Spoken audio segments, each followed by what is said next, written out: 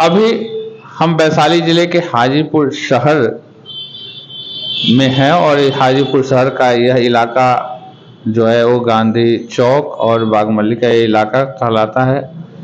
यहाँ पे एक चर्चित समाज सेवी पप्पू कुमार उर्फ पप्पू बाबा हमारे साथ बैठे हैं। इनसे अभी हम बात करेंगे क्योंकि ये समाज सेवी के साथ साथ इन दिनों इनका जो रुझान है वह गायकी पे भी है और ये गीत और संगीत लिखते भी हैं, रचते भी हैं।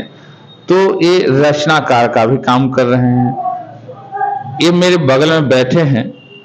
अभी बात करते हैं। पप्पू जी, मेरे चैनल में आपका स्वागत है। जी नमस्कार।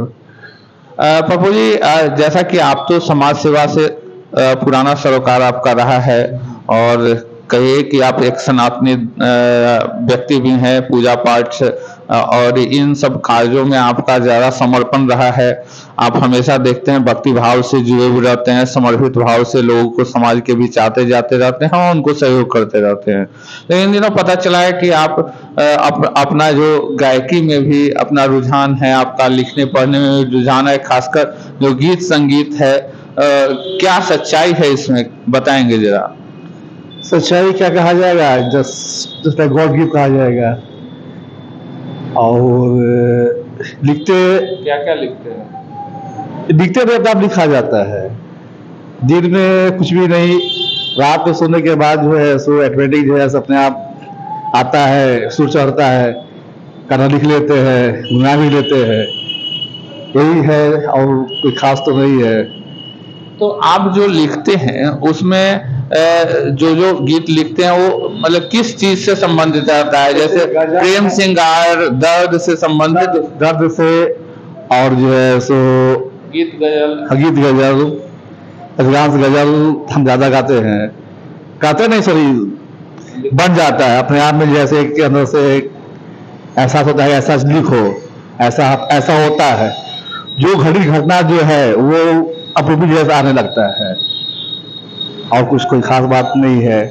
तो जैसे ये जो चीजें हैं वो कब से आपके मन में ऐसा लगा कि हमको लिखना पड़ना? पापा गुजरने के बाद से, 2006 के बाद से। जब पापा गुजर गए 2006 में 18 मई को, उसके बाद से जो है सिलसिला के जीवन वीरान हो गया, कुछ भी बचा हुआ नहीं है।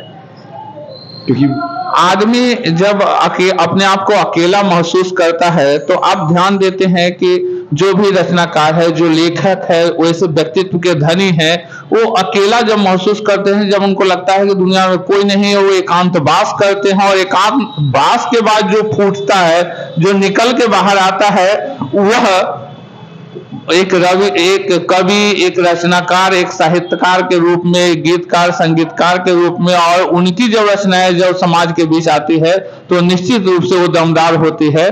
तो वैसे ही व्यक्तित्व के धनी हैं हमारे पप्पू जी, जिन्होंने बताया कि ऐसी बात नहीं, आपका बचपन है कि आप इतना दे रहे हैं। कुछ गाय तो नहीं है, आपकी बचपन है कि आप इतना दूसरे दे रहे हैं। कुछ गाय नहीं है, मन में है कि कैसेट निकालेंगे जिससे समाज को एक प्रेरणा मिले कि ऐसा नहीं होना चाहिए, ऐसा करते हैं तो किसके लिए करते हैं। एक दिन जवानी से बुढ़ापा में आना है और बुढ़ापा एक ऐसी कष्टदायक जीवन है जो उस समय जो है सो अपना को खोजता है कि आज मेरा कौन है जो हमको दिखने वाला है। ये बहुत ही जरूरी, बहुत इंपॉर्टेंट है। बहुत हम बाहर में रहे, देखे हैं हम भी। तो वहां पे वृद्ध हो जाते हैं, लोग घर से बाहर निकाल देते हैं, वृद्धाश्रम में भेज देते हैं। वहां पे वो लगता है कि हम किसके लिए जीवन गुजारे, हम बाल बच्चा सबको किए, कुछ आज कुछ पूछने वाला नहीं है। तो ये बहुत जरूरी है और हम चाहें कि सरकार इस वजह से एक पहल करे कि ऐसा माता पिता के साथ जो है ऐसे बाल बच्चा नहीं करे। वृद्ध हो जाना गुनाह नहीं है। इस बच्चे को माँ बाप पाल, दूसरे से माँ बाप को बाल बच्चा पाल के उसको जो है एक जगत, ये जरूरी है। चलिए, आज वृद्ध दिवस है और वृद्ध दिवस पे पप्पू जी जो संदेश भेजना चाह रहे हैं मुख्य रूप से कि आदमी को बच्चे से जवान होना है, जवान से वृद्ध होना है और वृद्ध के पास जो अनुभव होता है, एक्सपीरियंस होता है, इन्होंने अपने पिता से, अपने परिवार के जो बड़े बुजुर्ग थे उन्होंने उनसे जो संस्कार इन्होंने लिया है उसको भी इन्होंने अपनी रचनाओं में ढालने का प्रयास किया है। तो चलिए अगले एपिसोड में फिर से मिलते हैं पप्पू जी से और उनसे फिर सुनेंगे उनकी जो रचनाएं हैं, उनकी जो उनका जो गजल है और उनके जो गीत लिखे हुए हैं, वह अगले एपिसोड में फिर मिलते हैं आपसे।